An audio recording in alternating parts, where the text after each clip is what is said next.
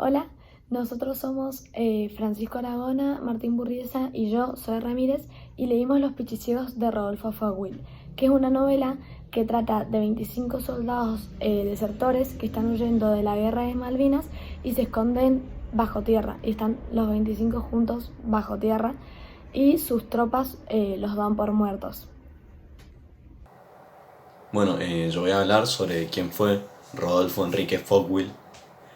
Este mismo nació en Buenos Aires, Argentina, en Quilmes, en 1941 y falleció en Buenos Aires, Argentina, en 2010. Este fue un escritor y psicólogo argentino que primero fue reconocido como director de publicidad y marketing y más tarde se lo reconoció como un escritor. Este se licenció en psicología en la Universidad de Buenos Aires, donde más tarde fue profesor titular.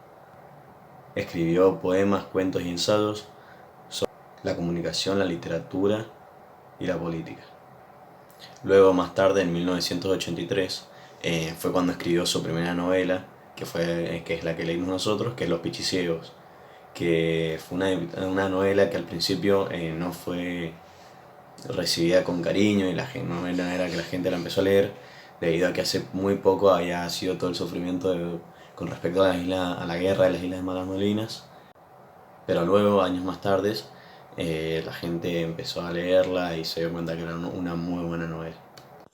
Bueno, el género literario de este libro es una novela, porque es una obra literaria extensa que narra un hecho ficticio.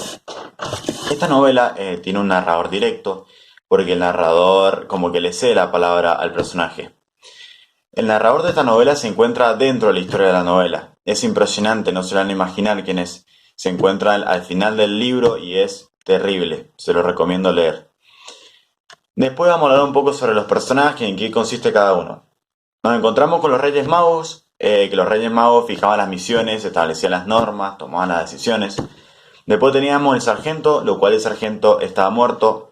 Viterbo también estaba muerto, ambos habían muerto en la marina.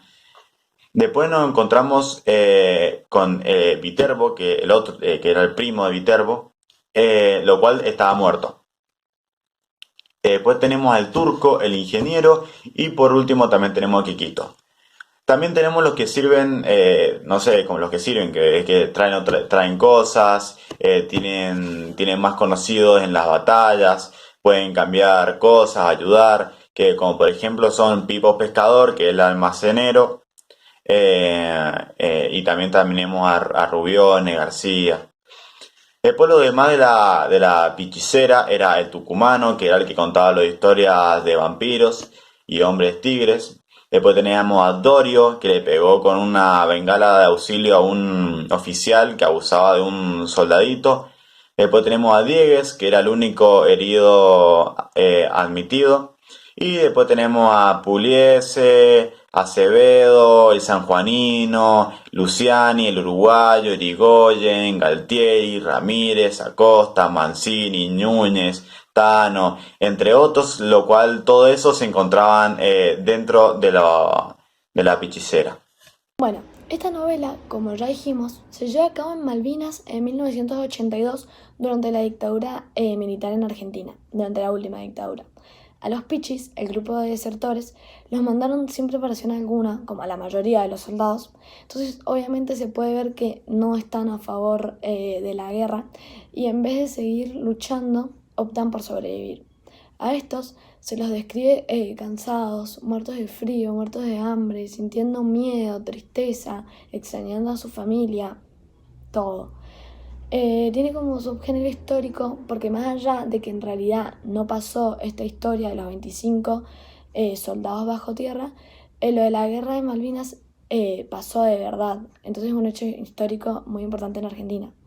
También la novela está narrada como con un registro informal, porque es re duro lo que está pasando en la historia, pero hablan irónicamente y a veces dicen chistes o se molestan entre ellos, entonces hace que se tape todo lo trágico.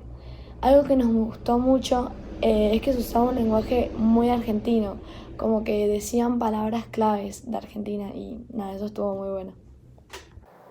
Lo bueno que tiene esta novela es que se hace muy fácil de leer, ya que no hace referencia a ningún libro o cuento similar, pero sí toma como base un hecho histórico, que sería en este caso la Guerra de las Malvinas.